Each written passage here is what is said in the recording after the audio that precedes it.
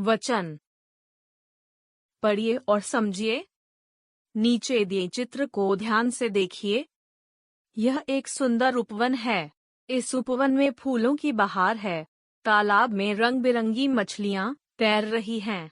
पेड़ों पर अनेकों फल लगे हुए हैं।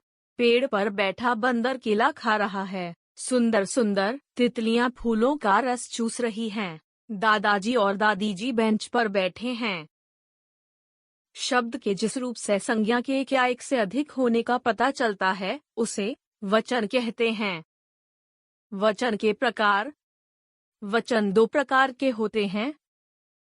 वचन, एक वचन, बहुवचन। एक वचन शब्द के जिस रूप से उसके एक होने का पता चलता है, उसे एक वचन कहते हैं, जैसे लड़का, पंखा, चिड़िया, गेंद आदि। बहुवचन शब्द के जिस रूप से उसके एक होने का पता चलता है, उसे एक वचन कहते हैं, जैसे लड़का, पंखा, चिड़िया, गेंद आदि। ध्यान देने योग्य। बहुवचन अपने से बड़ों तथा आदरणीय व्यक्तियों के लिए हैं के स्थान पर हैं का प्रयोग किया जाता है, जैसे 1.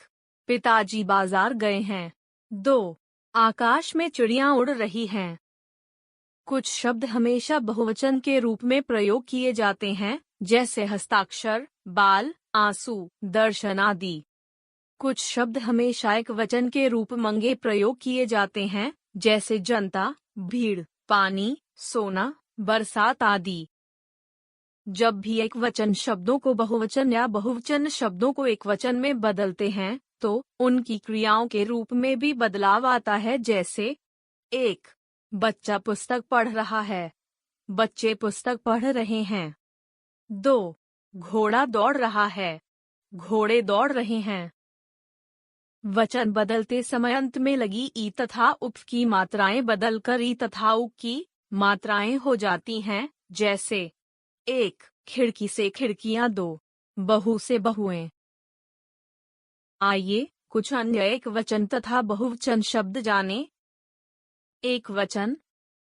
बहुवचन। दवाई, दवाइयां।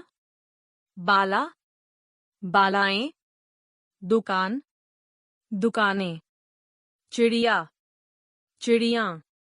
माला, मालाएं। बात, बातें। पुस्तक, पुस्तकें। पतंग, पतंगें।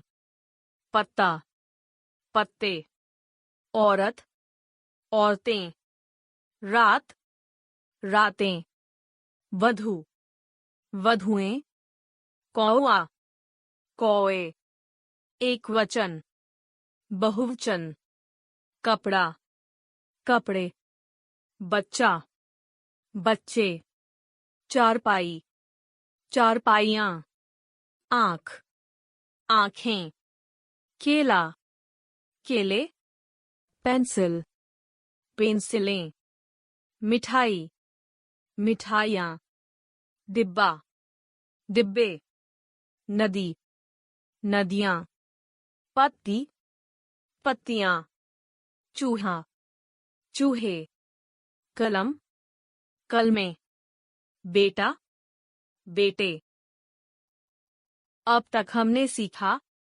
वे शब्द जो संख्या का बोध कराते हैं, वचन कहलाते हैं।